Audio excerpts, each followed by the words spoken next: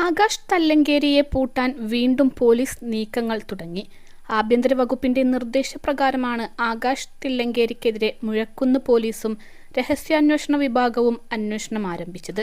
വയനാട് ജില്ലയിലെ ആകാശ് തില്ലങ്കേരിയുടെ സാന്നിധ്യമാണ് അന്വേഷിക്കുന്നത്. കഴിഞ്ഞ കുറെ കാലമായി ആകാശും കൂട്ടാളികളും വയനാട്ടിലുണ്ടോ എന്ന കാര്യവും അന്വേഷിക്കുന്നുണ്ട്. വിനോദയാത്രയ്ക്കാണ് ആകാശ് വയനാട്ടിലെത്തിയതെന്നാണ് പ്രാഥമിക നിഗമനമെങ്കിലും മറ്റു ലക്ഷ്യങ്ങളുണ്ടോ എന്ന കാര്യമാണ് അന്വേഷിച്ചു വരുന്നത്. പനമരം പോലീസിൽ നിന്നാണ് മുഴക്കുന്ന് പോലീസ് ഇക്കാര്യത്തിൽ പ്രാഥമിക നിഗമനങ്ങൾ തേടുന്നത്. കൊടുവള്ളിയിലെ സ്വർണ്ണക്കടത്ത് സംഘവുമായി ആകാശ് തില്ലങ്കേരിക്ക് ബന്ധമുണ്ടെന്ന ആരോപണം ഉയർന്നിരുന്നു. ആകാശിന്റെയും കൂട്ടാളികളുടെയും സാന്നിധ്യം സ്വർണ്ണപ്പൊട്ടിക്കലുമായി ബന്ധമുള്ളതാണോ എന്ന കാര്യമാണ് പോലീസ് അന്വേഷിച്ചു വരുന്നത്.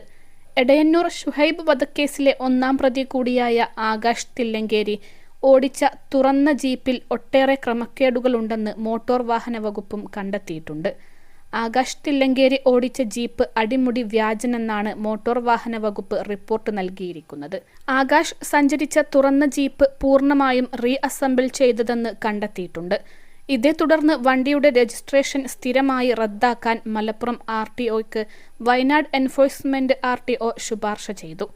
ആകാശ് തില്ലങ്കേരി ഓടിച്ച വാഹനം രൂപമാറ്റം വരുത്താൻ ഉപയോഗിച്ച ടയറുകൾ മോട്ടോർ വാഹന വകുപ്പും പോലീസും ചേർന്ന് പിടിച്ചെടുത്തിരുന്നു.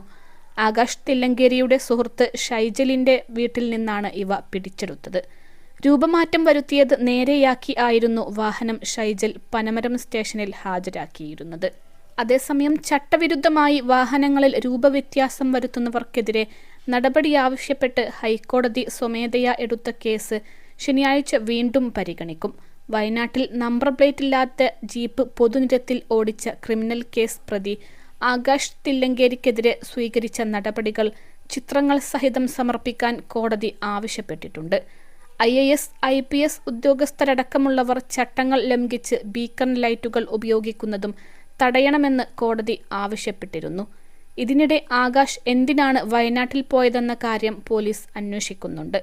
സ്വർണ്ണക്കടത്ത് കൊട്ടേഷൻ മാഫിയ ബന്ധമുള്ള ആകാശ് തില്ലങ്കേരി കാപ്പ കേസിൽ നേരത്തെ അറസ്റ്റിലായിരുന്നു.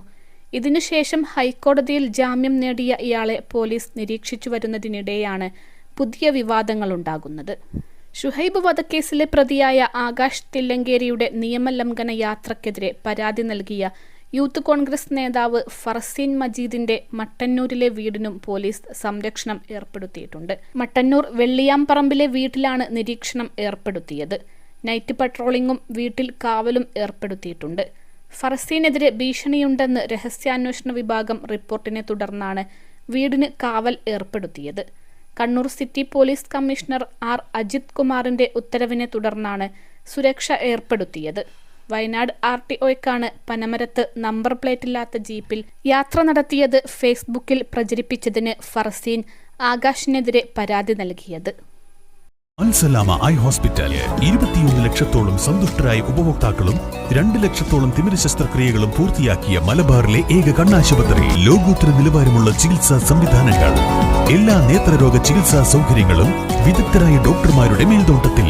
Al Salama eye hospital, hospital road, Perinthalmanna.